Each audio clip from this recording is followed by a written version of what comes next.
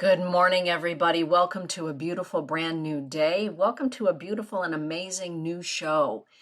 This morning here at the Temple Within Radio, we are so happy, just delighted to have a brand new show with Terry Ruelle called Dear Miss T. And not only is Terry a dear friend of mine, but she is somebody that I highly admire for many reasons, and one of them being her work in therapy. And she has offered to do a monthly show with all of us, and she's going to explain that in just a moment. For those of you that are brand new, if you are on Spreaker, you are more than welcome to join us in the chat room. Go ahead and follow us on Spreaker, which will give you the ability to get instant notification that Terry's show is going live and easy access into the chat room. And we're glad to have you all with us. Welcome to the chat room, those of you that are entering. Good morning, Terry Ruelle. Good morning, and good morning to everybody out in Radio Land. I'm very excited and happy to be here. I'm hoping, I was telling Dana, that this will be your show, that I might be able to just be a facilitator and to help answer questions or search topics that are interesting to you. I had been praying and meditating about this for a while, and it kept coming back that there's just a lot of stress and tension out here right now.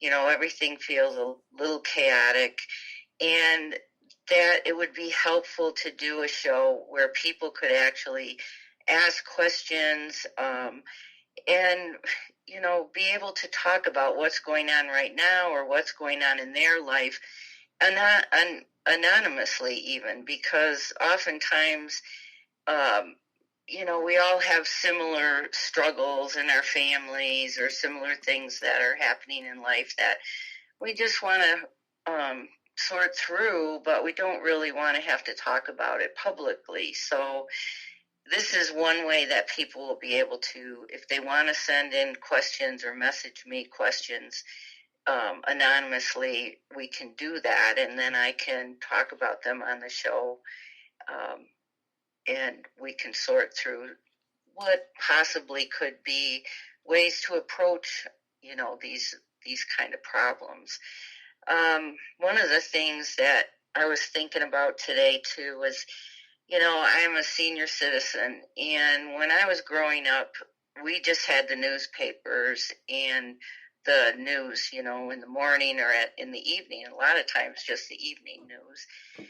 And part of what I see happening now with the internet and 24-hour news cycle is, I think, what contributes to a lot of the stress people are feeling and the chaos is that we just have information overload. Mm-hmm. And so, you know, maybe being able to talk about that a little bit today. Mm-hmm. And also, you know, reading the newspaper growing up, there was this, after you read what was happening, which usually you just get, you know, if it was a coronavirus type of thing, you'd have one or two columns, and it would just be the facts, and then it would be precautions, and that would be it, you know. Or maybe you would see a little bit more about it on the news in the evening, and then people would go and read Dear Abby column and the horoscopes and maybe do the crossword puzzle and read the comics. There was, like, you always got this balance, you know. It wasn't 24 hours of, you know, all this kind of spectacularizing everything that was going on. And Dear Abby was a really popular column. And that's what kept coming back in my meditation. So I thought, well, I better pay attention to it. And Dear Abby was just a lady who people could write in, you know, anything that was going on in their lives and just ask for kind of advice or guidelines on what might be a way to approach it and in a healthy way. And, you know, some of it was really light, and sometimes it would get into heavier stuff. And she was usually pretty good about saying, you know, if it was something heavy duty, that this is maybe a way to start, but you're probably going to need to talk to somebody and get some professional guidance with this. So, that's kind of what I was thinking too, that we can take care of some of the maybe acute things that we bring up. But if there's something chronic going on, my daughter-in-law is a RN, so we were talking about this last night. If there's something that's got patterns and symptoms that keep coming back, then, of course, I would, always suggest that you look at maybe talking to someone long term. Terry, how does somebody get a hold of you if they would like to either, become a client of yours in your capacity as a psychotherapist, or how do they get a hold of you if they would like to ask a question privately? What's the best way to message you? People can private message me on the actual page you set up, I think, okay, with the Ask Mrs. T. Or you can private message me on Facebook. I have my Pathways Holistic Counseling page you can private message, or my actual personal page, Terry Ruelle. You can text me, and I'm happy to give out my phone number. I still do phone sessions part-time, so I'm not sure if you want me to just list the phone number on my page, or I can give it to people on the show too. Yeah. It's 231-250-4335. So, like I say, if you don't feel like you're getting enough support or understanding of what you're working on right now and you want something more, I would be happy to, work with you on that, or, refer if I can, to someone in your area if you'd rather see face-to-face. I do still have people in Michigan that I know. I don't really know. Maybe one here in Arkansas, but I can help you at least figure out how to start looking for that. That's fantastic. So, thank you, Terry. Oh, certainly. So I don't know if you all feel that way, but like you say, what the feedback I was getting for quite a while is that everybody I talked to was feeling stressed. Just things are just feeling energetically and in every way just too chaotic and overwhelming. And then on top of it, we got this coronavirus thing come in. And like I say, I think everyone's saturated with so much information that it really sets off people's fight or flight button. I mean, you can get too much information to where it keeps you in a state of fight or flight or fear. And fear doesn't necessarily have to be a bad thing, just like anger. It's just a feeling, but we have to know how to cope with it. And one of the things you probably have seen, fear, FEAR, is face everything and run, or face everything and recover. And the word fear actually is a very old word, comes from fair, and actually was part of what they called the thoroughfare. So it really means to go through it. So if we're facing everything and want to recover, we have to be able to go through it in a healthy way so that we're not in a state of fight or flight all the time. And like I say, too much information and misinformation and that kind of overwhelm makes it very hard to go through in a balanced, healthy way.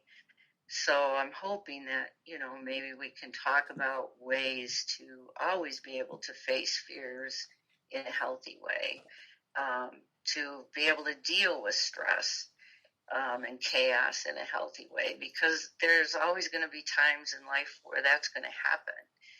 And that's part of life, and being able to know that that's okay. The important thing is, how do I cope with this in a healthy way.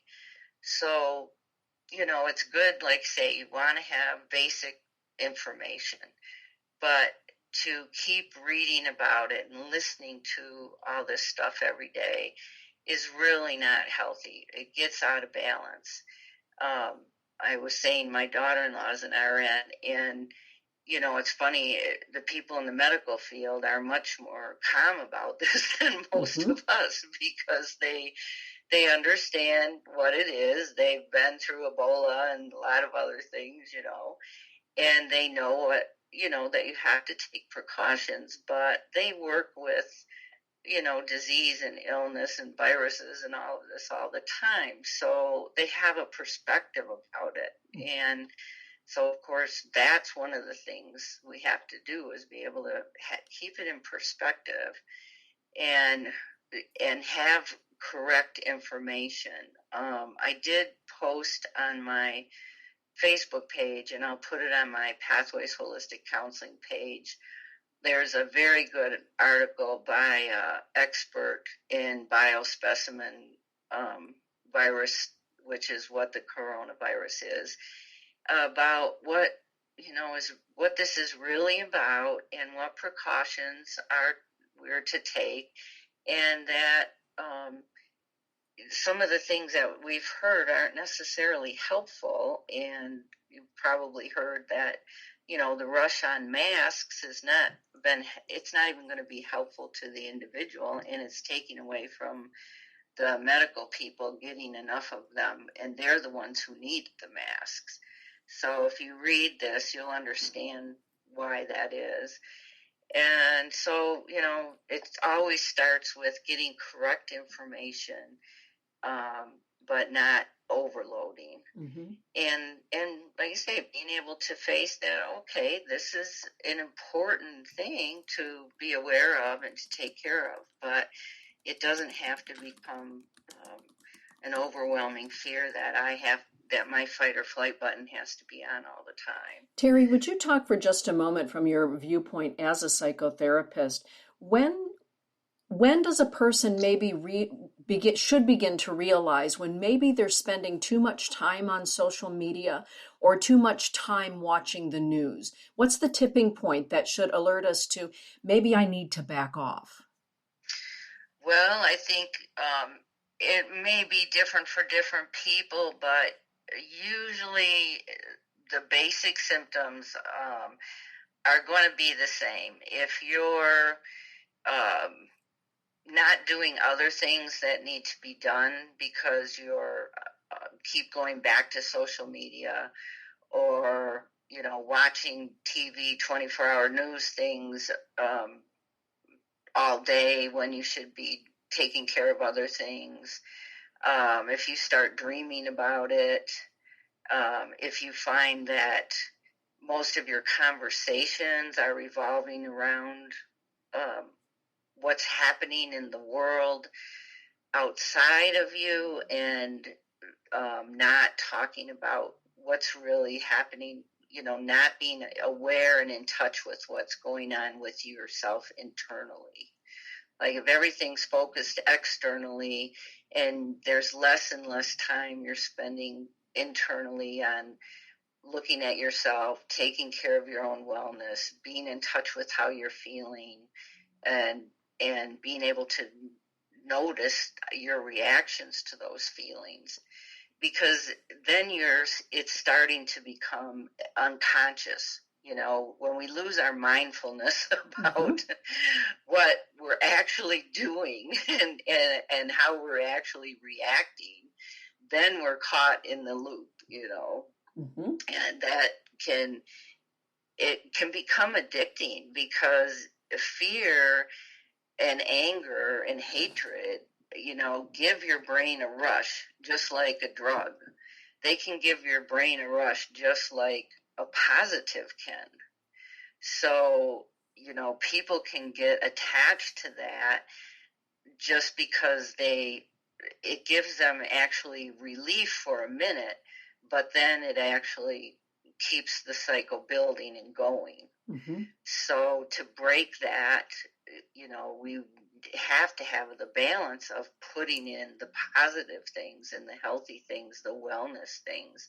We have to get out and try to go for a walk every day, or to the gym, or something where you're actually doing something physical to help release the stress, as well as getting away from that constant stimulation of a negative stimulation. Mm-hmm. And part of it for me, it helps me to, I look at, our humanness is our sacred path. That being human is very sacred. That is our path right now. Even though we're spiritual beings having a physical experience, the human being is the sacred part of our spiritual path. So if I approach my humanness from my spirituality and approach others' humanness from my spirituality, that can really help us cope with what's happening in the human world. That's why therapists are always saying, you got to process it in a healthy way and meditate and, prayer and things that will help you let your spirit be in charge, but keeping your humanity a priority of, this is what I'm taking care of because it's sacred. And is this taking care of myself if I'm letting myself be overwhelmed? If you want to, I kind of start with the micro, okay, what am I doing as an individual? Am I, have I changed my daily routine because of what's happening in the external world? And looking at, is my daily routine healthy?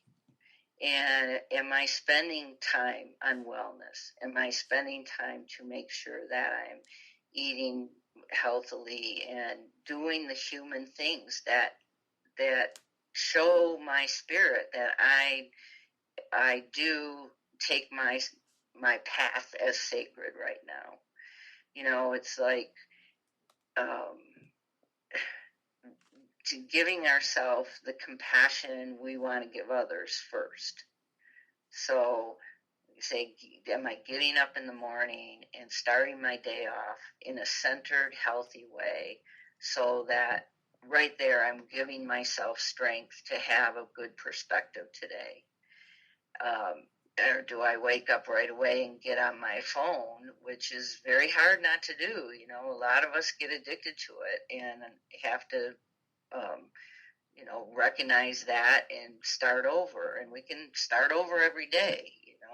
There's no judgment on it. It's just, if I wake up and the first thing I do is get on my phone, and the first thing I'm going to see is all these posts about all this fear stuff that could be happening or is happening, then right there I've probably already set off my fight or flight button or freeze button. Or if not, I've gotten hypervigilant at least, and that's going to distract me from being able to take care of myself in a healthy way. Because what happens when we feel out of control, or something feels unknown or out of control around us, most people try to get more control, and they think they're going to get more control by getting more information, or stocking up on more stuff, and wearing masks all the time. And actually, if you get too much of that, it's going to not only make you feel more fearful, it's going, like I say, to become a loop where you've always got to, there's always got to be more, there's always got to be more, there's always got to be more. And what we really need to do when we feel things are out of control, or there's unknown, or it's scary, is to step back and to go inward and to start relying more on our higher power, or whatever is our spirituality that helps us recognize that this is way bigger than us, than one individual. But God's way bigger than one individual, or, the universe is way bigger. And so we can allow ourselves to step into that and stay in that flow and know that we're going to be taken care of in that flow, that's where we want to come from. And then we can, when they say we're the ones we've been waiting for, and Mr. Roberts says, look for the helpers, we're not going to be able to be those people, whether it's this or climate change or tornadoes in Tennessee where people need help, or, my daughter-in-law getting called into work more because they get more sick people from this virus, and she's going to need a babysitter. Mm-hmm. Whatever it is, if I'm not coming from that place of peace and calm and centering and knowing that it's not up to me, mm-hmm. and I'm not alone in this, and I can tap into, the higher powers to help me, then I can go out and try to be a helper. Mm-hmm. And that's also what's going to help me cope. And that's what helps us cope the best with any emergencies, mm-hmm. is to have a purpose of something bigger than ourselves. Terry, you have a question in the chat room that really is very much coordinated with what you're saying right now. Sure. And it comes from Kelly Spencer over in Minnesota. She's asking the question, do you have any advice on how to confront someone on this obsession of watching the news on overload? Someone that is becoming an angry person or turning everything into a negative? Well, I especially find that with seniors, people in my age group, because they get addicted to CNN or one of the shows, because people who are lonely or retired or just don't have a lot of other things to do want to feel a part of what's going on. They want to feel a part to the world. And these 24-hour news things can make people feel connected, like they have a sense of belonging to the bigger world. But unfortunately, the bigger world of most of these 24-hour news cycles is, overdoing all the negative. Mm-hmm. So, yes, I think, part of facing fears or anger, hatred is always about telling the truth. And so to be a real friend or a loving family member is to tell the truth in a kind way, but talk from the I. We always talk from the I. I am concerned about you. I'm worried that you're, watching all this stuff so much that it's making you really unhappy. And honestly, it's hard for me to be around it and be around you, because I feel like I'm not helping you, and I don't know how to help you. Just talking from the heart and being honest about how it's affecting you, and you're caring about them. And if it doesn't change, then you have to set a boundary with it. You have to set a boundary with how much time you spend with that person. And if it's somebody you're caring for and you can't, not be with them, then you might need to set the boundary of saying, when I'm with you, the only way I'm going to be able to do this is if we turn the TV off for a while. I can't be saturated with this all the time. It's just bringing me down. It's too hard for me. And I think, those are possibilities. If it's like you say, a chronic thing where it's starting to really affect someone's health, that's the caregiver as well as the person they're caring for, then, it might not be that simple. It might be, you need to talk to somebody for a while and get some other tools and try some other things. But you need to have support for yourself, especially if you're a caregiver. And there is even support groups online for caregivers. If it's somebody that you're friends with online, or just an acquaintance, whatever, I think you have to be honest and straightforward and just say, this is really getting to me. I really care about you, but I can't be a part of this constant saturation with all this negative energy and things that I have no control over. I have to do what I feel I have control over, which is pray about it and, maybe help out in some way. But I don't feel this is helpful to me, and I just can't participate in it. And then don't participate in it, Mm-hmm. The follow through. Right. And that can be really difficult. It can be difficult to keep up with the follow through. I know people that have difficulty unfollowing or unfriending or blocking someone on Facebook, even to the detriment of their own health, Right. Mental health. So thank you for talking about that, Terry. This is important.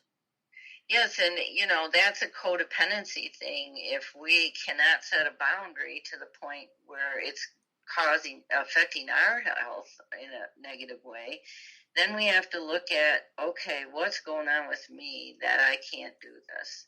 Because, like I say, we have to have as much compassion for ourselves as we do for other people, or we're not really going to be able to stay in the flow of compassion.